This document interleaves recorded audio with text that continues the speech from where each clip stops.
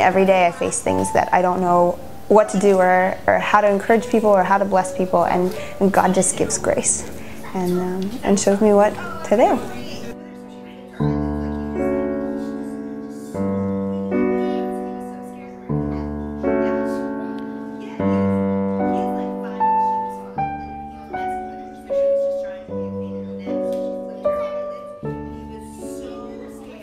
There are so many families that I have had just the joy and the honor of loving, and there are so many kids that I've worked with that I've known.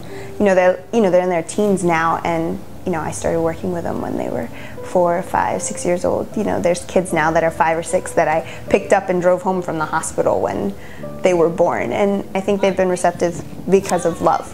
We don't have an agenda, we don't have a program, we're not trying to change you, we're not trying to, we don't think we can show up and fix your life or put your life together. We just know that you're a valuable person, and so because you're valuable, we want to love you, and we want to love you well.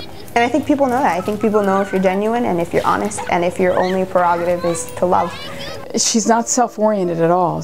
She didn't want to do those things that most teenagers want to do. What she wanted to do was really help people. She goes to court with kids. She goes to, delivers birthday cakes. I think she delivers over 100 a year of birthday cakes that she makes to kids, takes kids out to dinner, goes to school with them if they're in trouble.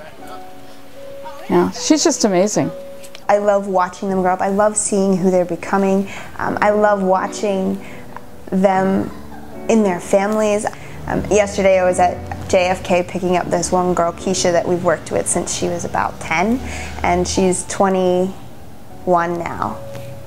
And she just spent the last year of her life in Cambodia working with children and families over there and done an amazing job. And it's just really cool. I got to go pick her up from the airport, and I'm just so proud of her. I'm like, yes, you've done great things with your life. She tends to make friends with the people that have kind of fallen through the cracks. And she knows the people well enough to know which ones are really, really struggling, and it's an authentic struggling. I think sometimes it's really easy to look at the other side of the world, at people in desperation and in poverty, and say, I can see how this person's life is desperate and hurting, and I want to give to this, or I want to step into the situation, or I want to help in that situation, and that's good. But I think sometimes we close our eyes to the things that are right in front of us, and I want to encourage the church as a whole to be able to open our eyes and see the person standing in front of us and have compassion on them, and to step into whatever their life situation is and walk with them, because they need somebody to walk with them.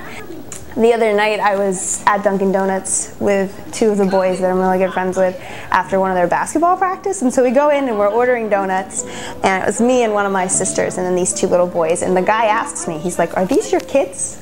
And I just kind of looked at them, and I looked at him, and I was like, no, they're not my kids. So we get in the car, and the boys hadn't heard him say it, so we get in the car, and I was like, boys, did you hear him ask if you were my kids? And he said, we're family anyway. And I was like, yeah, you're right, we are family anyway. And it's just that. It has nothing to do with where we grew up or what we look like. It just has to do with we love each other, and that is enough. And it's more than enough.